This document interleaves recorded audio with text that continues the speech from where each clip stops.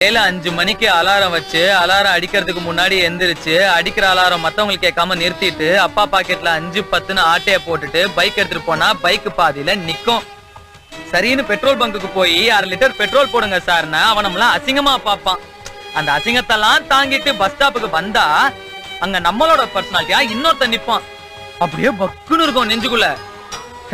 அவனையெல்லாம் overtake பண்ணி அதுக்கப்புறம் அந்த பொண்ணு முன்னாடி போய் நின்னா பின்னாடி இருந்து இன்னொருத்தன் கை வைப்பான்.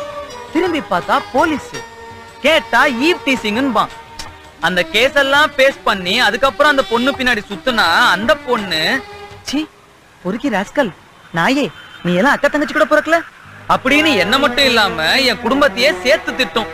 அதெல்லாம் கொஞ்சம் கூட காதுல வாங்காம கொஞ்சம் கொஞ்சமா அந்த பொண்ணு மனசுல உக்காந்து அவ வாயாலியா ஐ லவ் யூன்னு சொல்ல வச்சு இனிமே நீதான் என் உயிரு மத்தவங்க எல்லாம்